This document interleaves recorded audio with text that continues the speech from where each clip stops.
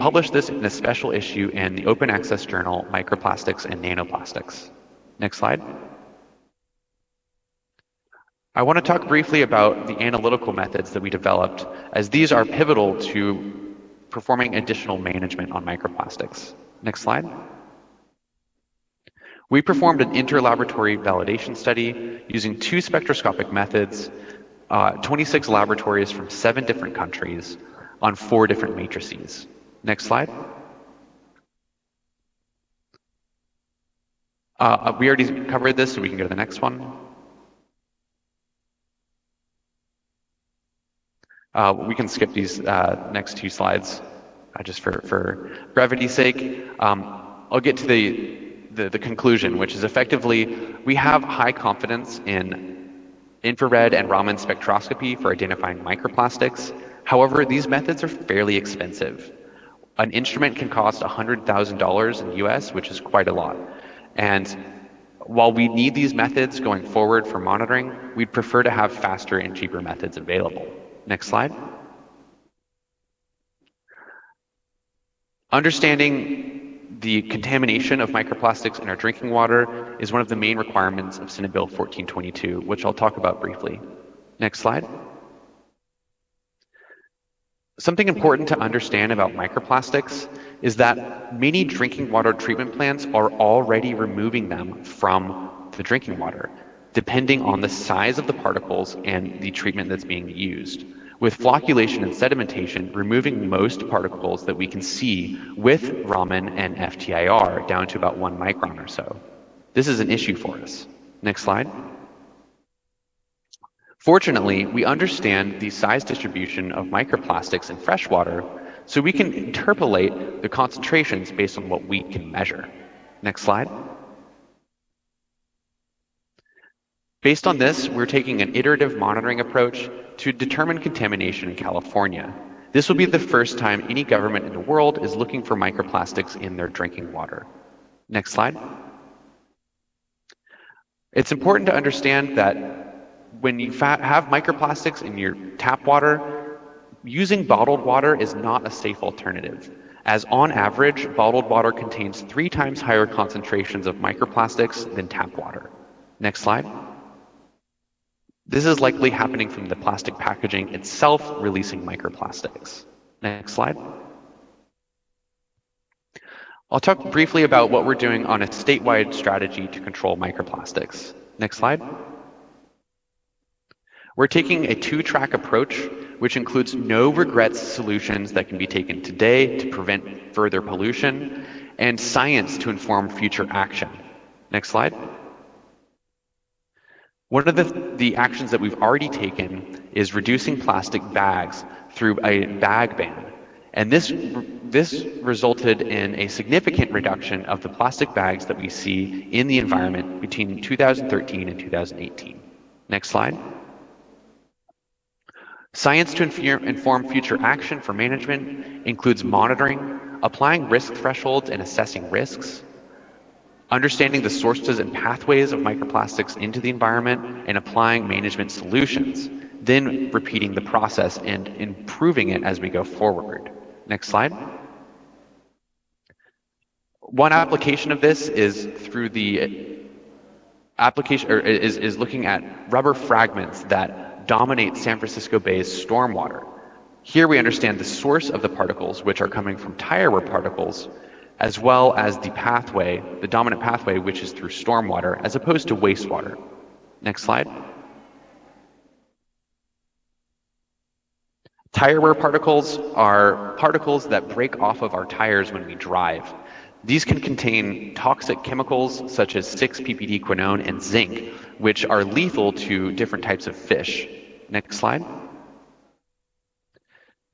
6-ppd-quinone is known to cause acute mortality in coho salmon and has led to the decline of fish populations in the United States. So we are concerned about the chemicals associated with these tire wear particles and the tire wear particles themselves.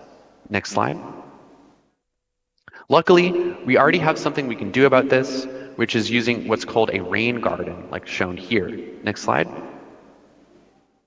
Rain gardens and other bioretention cells can capture and remove microplastics from stormwater and prevent the contamination from entering the marine environment. Next slide.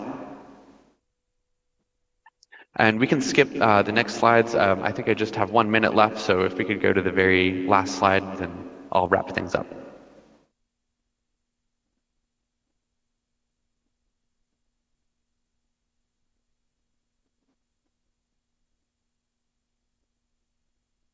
If we could just go to the very last slide, that'd be great. Thank you.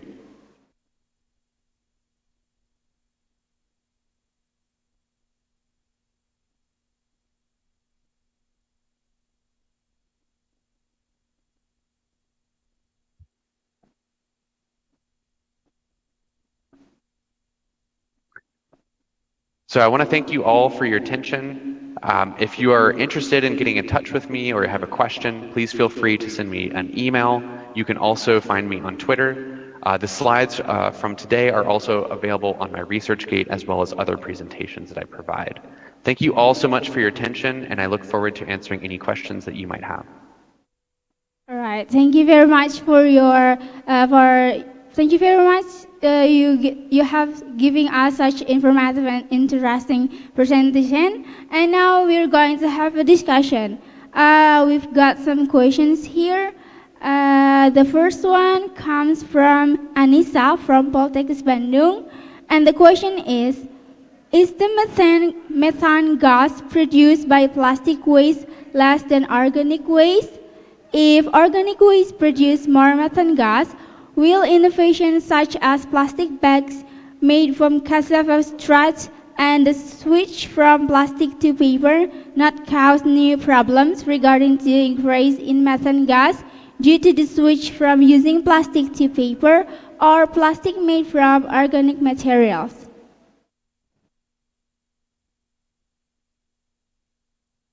Mr. Kevin, are you gonna answer the questions directly?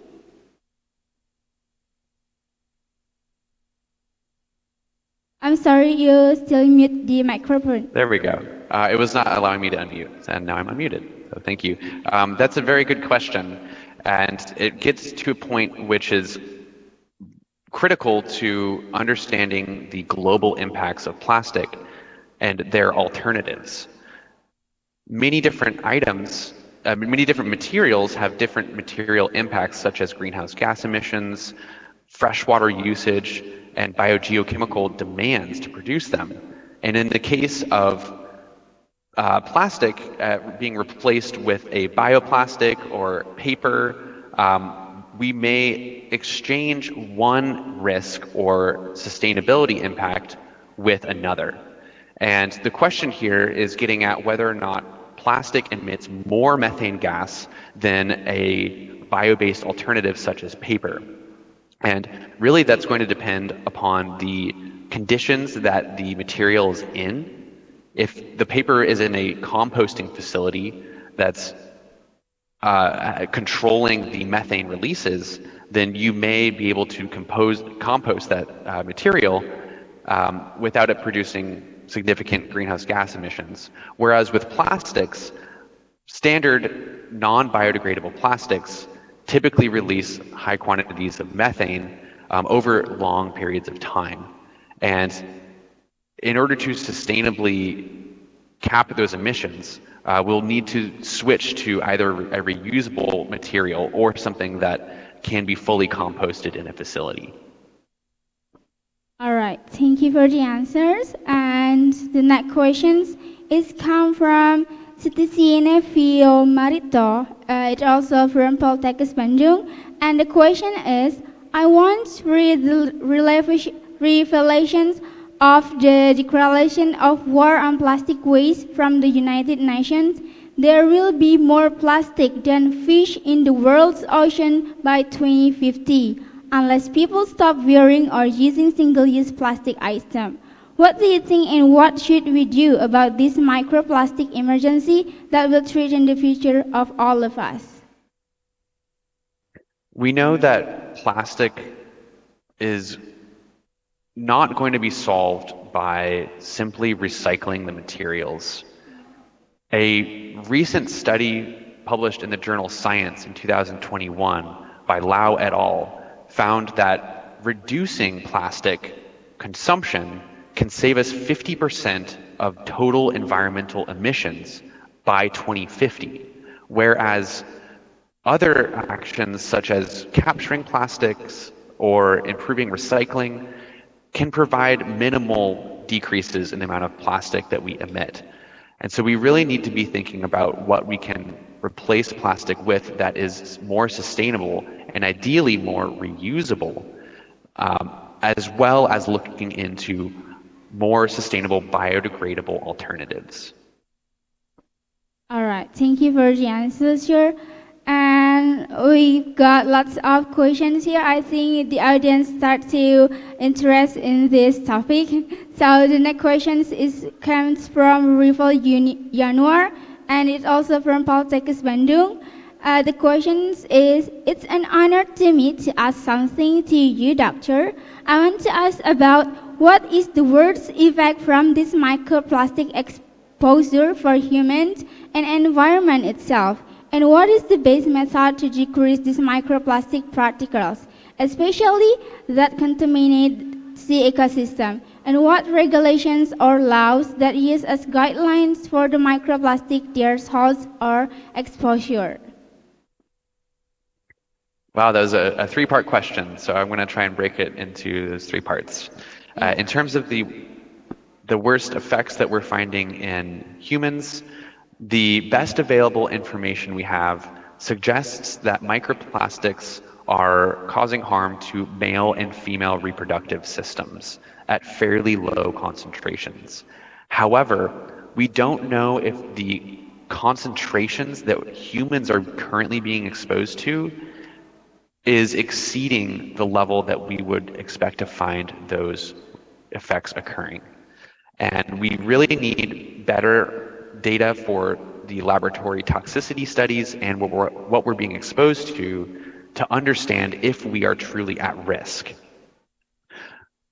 When it comes to mitigating our personal exposure, the best thing that we can do is to reduce the amount of textiles that are in our home that are made of synthetic materials.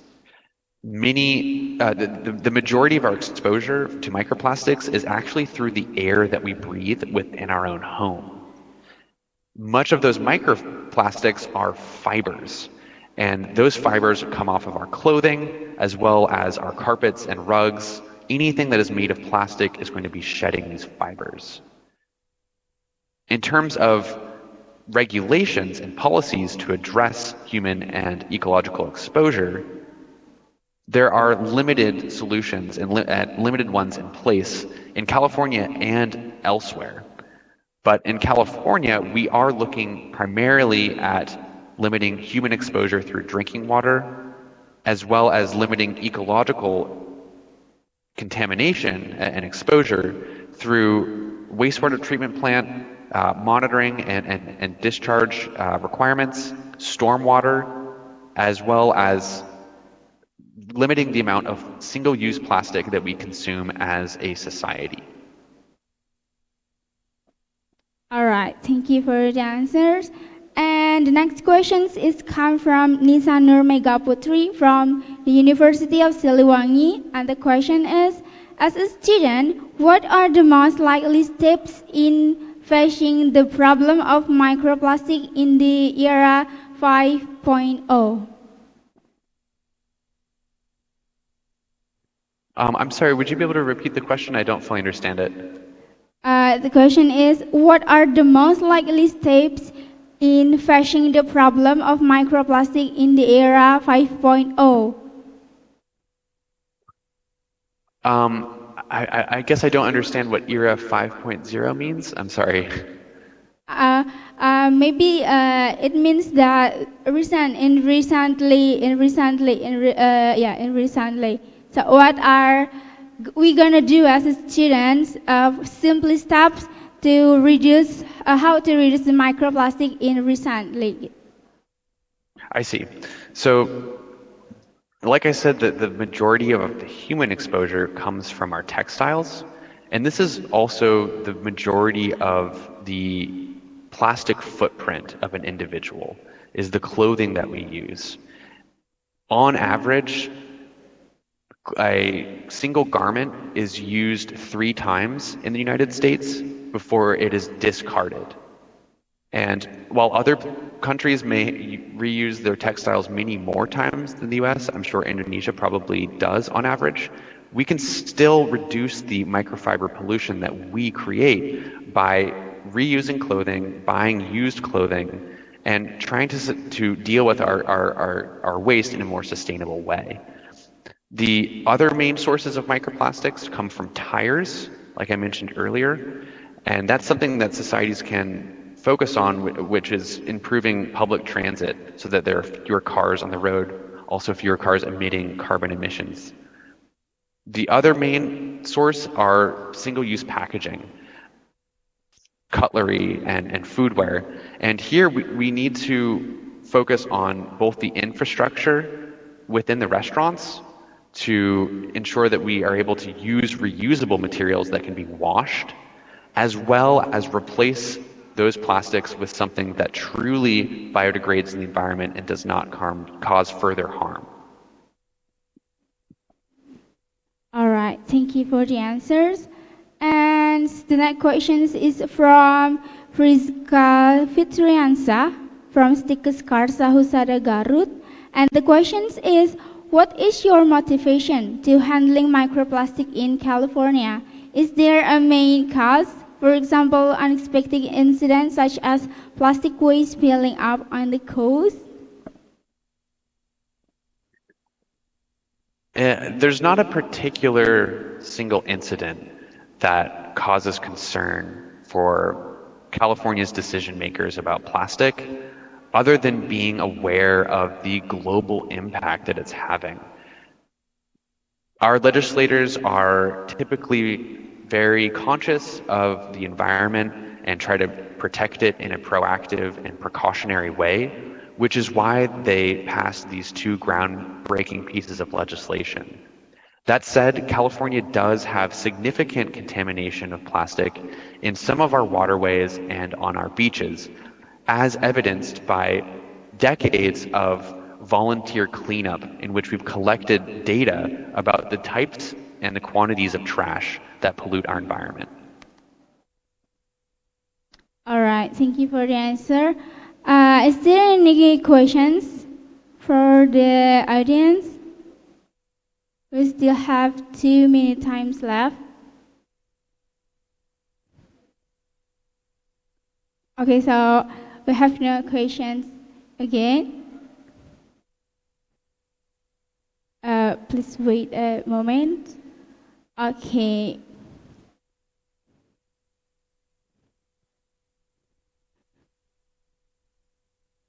So, all right, Mr. Scott Calvin, finally we come to the end of the sessions, and I would like to say thank you very much for your wonderful experience. And before I close this session, I would like to take the conclusion for what the speaker has presented. That's lots of studies has published that prove the evidence that microplastic was really harmful for the humans, not only environments. In plastic contains lots of chemical compounds that can harm human body if it is exposed to our bodies. So it can be toxic to our body. And the method was really expensive. So the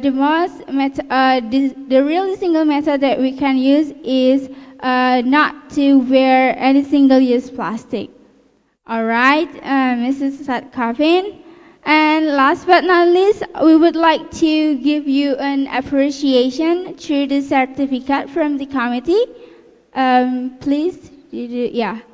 So this is the certificate given to you, and we will send the certificate later on the email. Thank you. Yeah, thank you very much. Once again, I would like to thank you, Mrs. Scott Coffin, for the wonderful presentations, and also thank you very much to the participants for being with us for joining the seminar. It's been my pleasure to speak with you. Thank you very much. Thank you very much.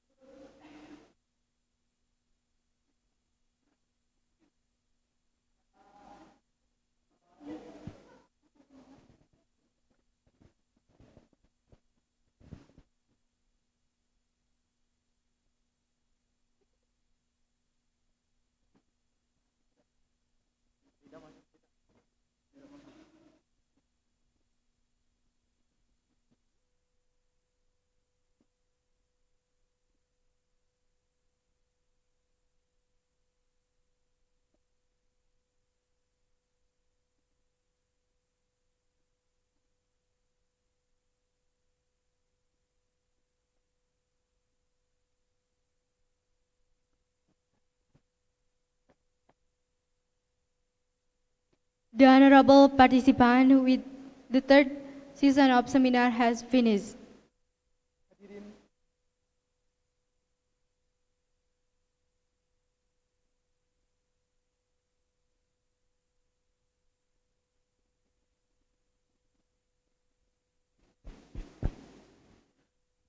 Hadirin sekalian, sesi ketiga seminar baru saja selesai. Thank you. Hopefully it will be very beneficial for us. Terima kasih, semoga materi yang telah disampaikan akan sangat bermanfaat bagi kita semua. Before we continue to the next seminar season, we will have take a break time for 45 minutes. We will continue to the next seminar season at 25 till 1 p.m. Sebelum kita melanjutkan seminar sesi berikutnya, kita akan istirahat terlebih dahulu selama 45 menit. Kita akan melanjutkan seminar sesi berikutnya pada pukul 12:35 waktu Indonesia Barat.